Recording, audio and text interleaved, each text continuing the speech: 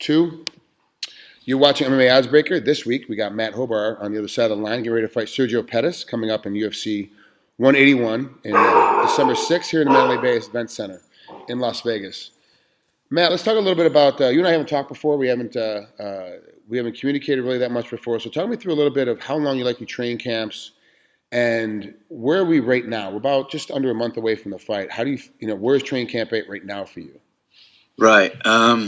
It's actually been pretty good because I've had my first 2 fights in the UFC, and those were pretty much back to back. So now we started this one right after my last one was in August. So we started training camp end of September, early October.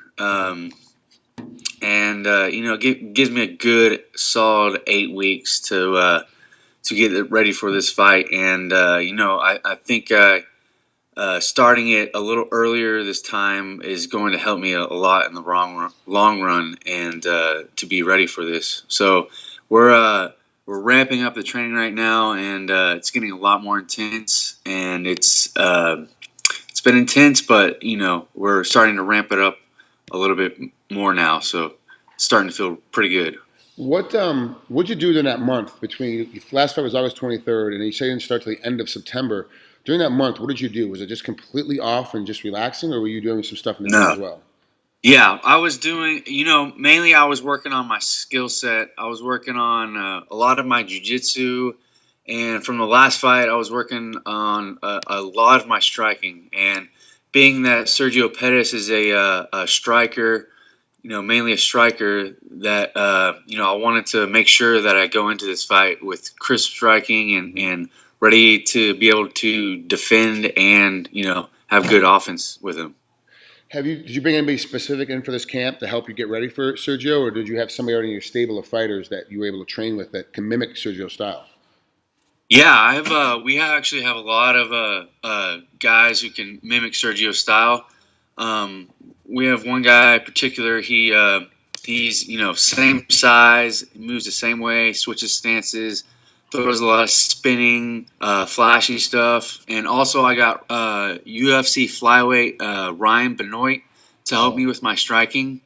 And, he's a very decorated striker, worked with Saxon and, trained boxing in Mexico. So he's helped me a lot and has brought me a long way this fight camp. What else have you had to do differently for this fight camp besides just the length of time? Did you change up your strength and conditioning? I mean, obviously you worked a little bit more on your striking because of your opponent, but did you change anything else up besides that? Yeah, I definitely changed the strength and conditioning up because, I got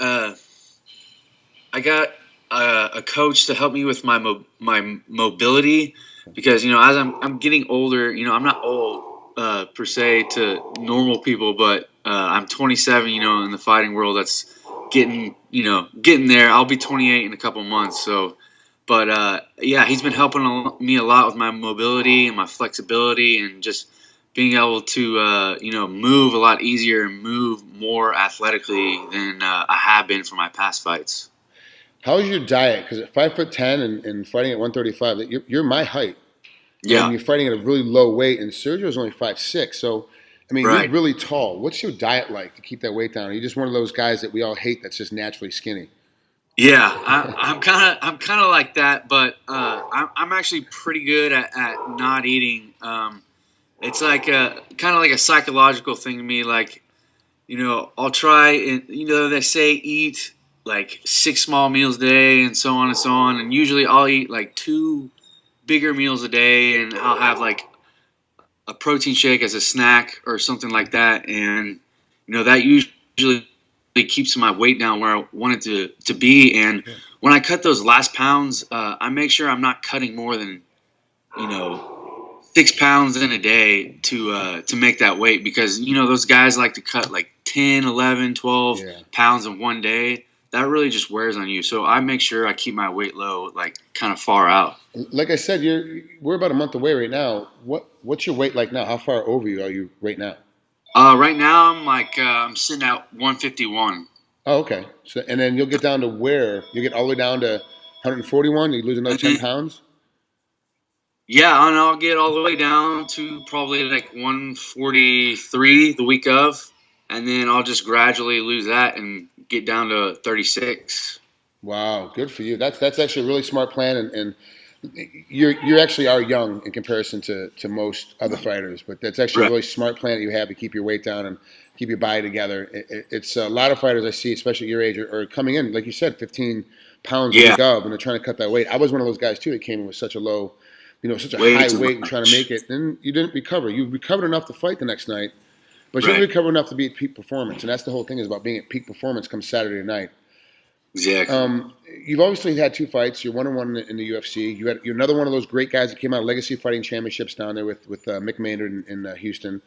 Are the jitters gone from fighting in the UFC? That the pressure of the crowd and the pressure of the media, and then you're walking in, you feel the heat as you're walking on that aisle. Is the jitters gone? I mean, you're still anxious. You're still going to butterflies Yeah. because you're an athlete, but is that initial jitters kind of? Are you finally settled in now to being at the UFC? Oh yeah, I would definitely say that the jitters are definitely gone. At the first one in Brazil, that's when it was kind of ramped up, and then Yeah. I got that one in Tulsa, which it's close to my hometown in Dallas. So I Oh, had all my friends and family there, and the second time coming around, it was just so much easier and just so much less worry, and I was so much more confident. And this time around, it's just going to be the exact same. So just going to try and keep it moving forward. well, this fight's in Nevada, and Las Vegas obviously is a hot spot. You got any friends Yeah. and family flying in for this one?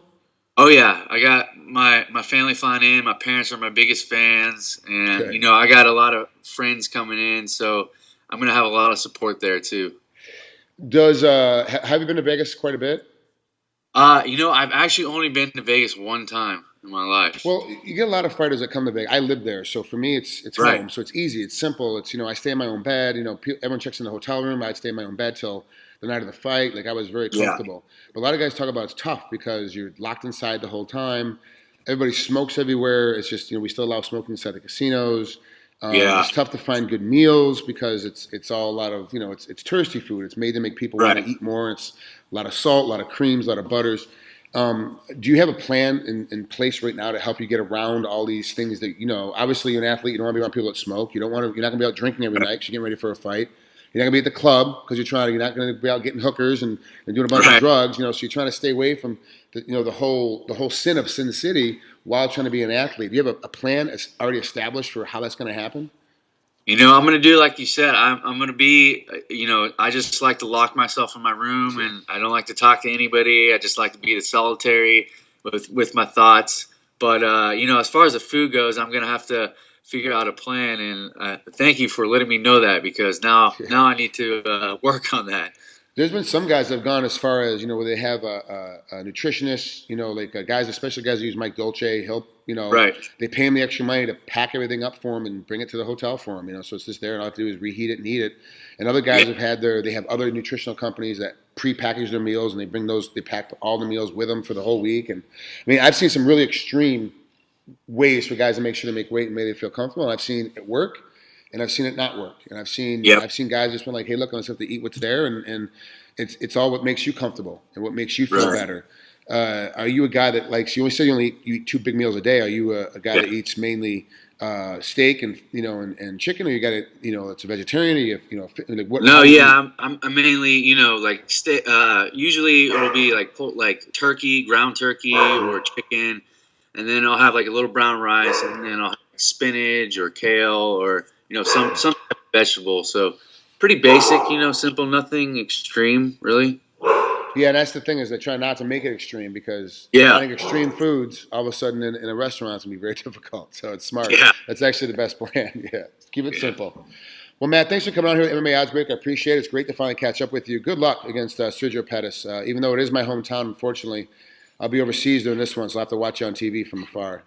All right, well, thanks a lot, Frank. Appreciate it. You got it. We'll talk to you soon. All right, see ya.